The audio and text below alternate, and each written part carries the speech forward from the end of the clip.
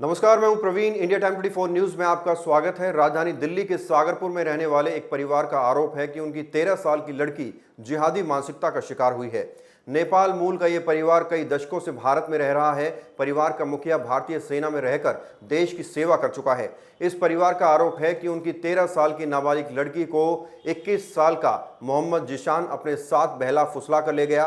वो ट्यूशन के लिए घर से निकली थी अपने भाई के साथ और उसके बाद वो मोहम्मद जिशान के साथ चली गई। बड़ी बात यह है कि इस घटना के 2 दिन बाद इस लड़के ने अपने इंस्टाग्राम पर अपना और इस लड़की का एक फ़ोटो साझा किया और फोटो के ऊपर जो लिखा उसका प्रिंट आउट मैं अपने साथ लाया हूं और आपको बताता हूं कि उसने क्या लिखा। उसने लिखा, जैसा तुम सोच रहे हो वैसा नहीं है मेरे भाई, लड़की भी राजी है, इसलिए मैं उसे भगाकर अपने साथ लाया हूं।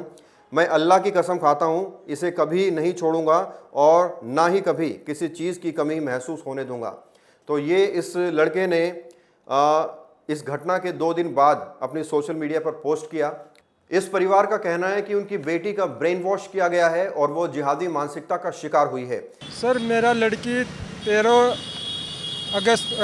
30 अगस्त को ट्यूशन जाते समय 2 बजे के आसपास ये लापता हुई है और 2 लड़का है जिसमें क्या नाम है, मोहम्मद जिशान और छोटे पंडित, जिसको अंकित के नाम से भी जाना जाता है। वो भी सागरपुर में रहता है, गली नंबर 2 में इधर उधर घूमते रहते हैं। तो उसके बाद हम लोग ने पुलिस में रिपोर्ट लिखाई है। पुलिस में रिपोर्ट तो लिखाया गया पर उसका आगे कुछ काम नहीं कर रहे हैं। हमने कम से 20-30 चक्कर लगा लिए, फिर भी ये काम नहीं करे। काम हो जाएंगे, करेंगे कब करेंगे? जब लड़की कहीं लोग बेच देंगे या उसको ख़त्म कर देंगे तो तब करेंगे काम। तो वो कल पुलिस वाले आए थे, मैंने उसको बोला था, सर गली में जहाँ वो ट्यूशन पढ़ती उसके सामने जब CCTV कैमरा लगा हुआ वो चेक करिए, पर वो भी उन्होंने कहा कि हाँ करवाते, करे नहीं है। उसके बाद उनको फिर हम लोग ने बताया उसका जो मदर है वो यहीं पे रहते हैं, उनसे जाके पूछताछ कीजिए। जो उसके यार दोस्त हैं, जो हम उनको पूरे पुलिस को खुद हम प्रूफ दे रहे हैं कि इनको उठवा लो, वो कोई एक्शन ही नहीं ले रहे कि ये करते कब करेंगे। नहीं, ऐसा तो कुछ मेरे को डाउट नहीं था। ये अचानक ही 2 बजे लड़की गई थी ट्यूशन में अपने भाई को लेके, तो मेरा लड़का अकेले आया था। मेरा लड़का 4 साल का है। ट्यूशन हमारी गली में ही है, ज़्यादा दूर नहीं है, घर के थोड़ा सा दूर है। तो लड़की आई नहीं, तो मैं उसको ढूंढने लग गई इधर उधर, कहीं दुकान गई हो, कहीं गई हो। तो लड़की तब से लापता है, वो आई नहीं। फिर मैंने इसके पापा को फ़ोन करा कि लड़की ऐसे से गायब हो गई है, 6 बज गए, अभी तक घर में नहीं आई है। अगर कहीं दुकान भी गए हो, मान लो बच्चा 1-आधा घंटे में आ ही जाएगा। तब से लड़की मेरी गायब है। 31 अगस्त को इस पूरे मामले पर सागरपुर थाने में FIR दर्ज की गई। FIR की एक कॉपी मैं अपने साथ लाया हूं और इसमें जो बड़ी बात है वो मैं आपको पढ़ के सुनाता हूं। FIR में लिखा है, जो शिकायत करता है यानी लड़की का पिता, उसने लिखवाया है, आज मेरे दोनों बच्चे 2 बजे ट्यूशन पर गए थे। ट्यूशन से मेरा छोटा बेटा घर वापस आ गया, लेकिन मेरी बेटी घर वापस नहीं आई। मैं ट्यूशन पढ़ाने वाली मैडम के पास जाकर पता किया तो उन्होंने बताया कि आपकी बेटी ट्यूशन के बीच से ही आपके बेटे को छोड़कर चली गई। इसके बाद मैंने अपनी बेटी को हर जगह तलाश करने की कोशिश की, लेकिन वो मुझे कहीं नहीं मिली। तो इस तरह की शिकायत लड़की के पिता ने सागरपुर थाने में लिखवाई है। बड़ी बात यह है कि इस पूरी FIR में कहीं भी उस लड़के का नाम मेंशन नहीं किया गया है जो वो हमारे कैमरे पर बता रहे हैं। कहीं भी ये नहीं लिखा गया कि वो लड़की किसी लड़के के साथ गई है या उसे कोई ज़बरदस्ती ले गया है या उसका ब्रेन वॉश किया गया है। यानी परिवार जो इंडिया टाइम 24 न्यूज़ के कैमरे पर आरोप लगा रहा है वो FIR में कहीं भी नहीं है।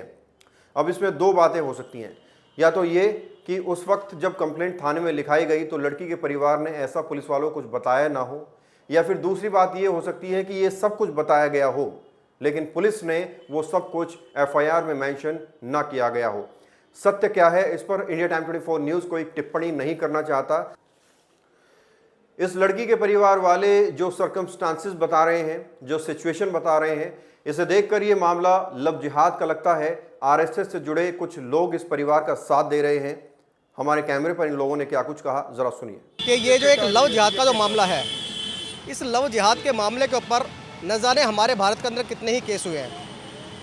हम लोग जगह जगह पे ऐसे लोगों को मतलब सपोर्ट करते हैं जो हिंदुत्व के ऊपर आकर के हमारी बहन बेटियों का दुरुपयोग करते हैं या उन्हें बाहर विदेश में या कहीं कंट्री के अंदर ऐसे उल्टे सीधे काम करवाते हैं। जब मुझे खबर लगी, ये हमारे संस्था के मेंबर हैं, और जब इन्होंने मुझे बताया कि कमल जी ऐसे बात है, आप हमें सपोर्ट कीजिए, तो मैंने अपनी टीम को सबको आगाह किया और आज टीम के माध्यम से आप लोग हमारे पास हैं और हम सरकार से गुहार लगाते हैं कि इनकी बेटी को जल्द से जल्द प्रशासन द्वारा जल्द से जल्द उसे लेकर और उस लड़के को कड़ी से कड़ी सजा दिलाई जाए।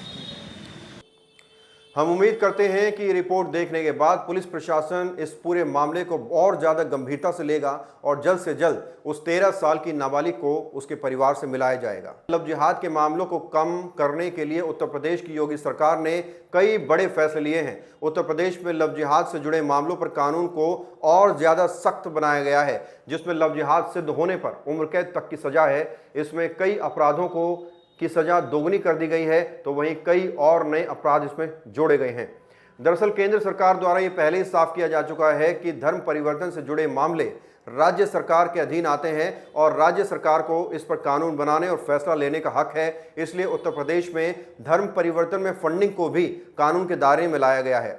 आइए अब आपको सुनवाते हैं उत्तर प्रदेश में क्या कुछ प्रावधान किए गए हैं लव जिहाद से जुड़े कानूनों में।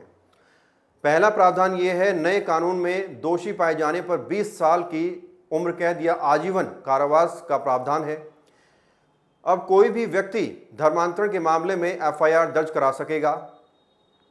पहले मामले में सूचना या शिकायत देने के लिए पीड़ित माता पिता या भाई बहन की मौजूदगी जरूरी थी, लेकिन अब ये नहीं है। लव जिहाद के मामलों की सुनवाई सत्र न्यायालय से नीचे कोई और अदालत नहीं कर सकेगी।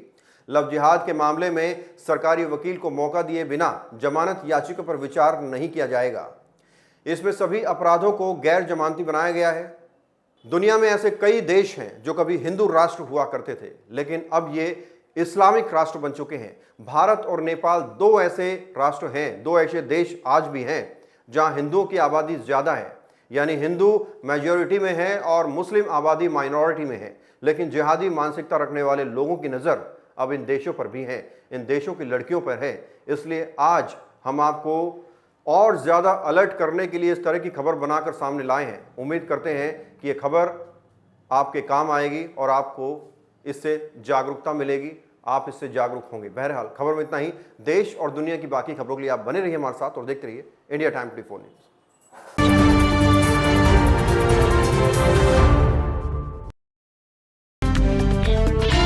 खबरों से खबरदार रहने के लिए चैनल को सब्सक्राइब करें और प्रेस करें बेल आइकन।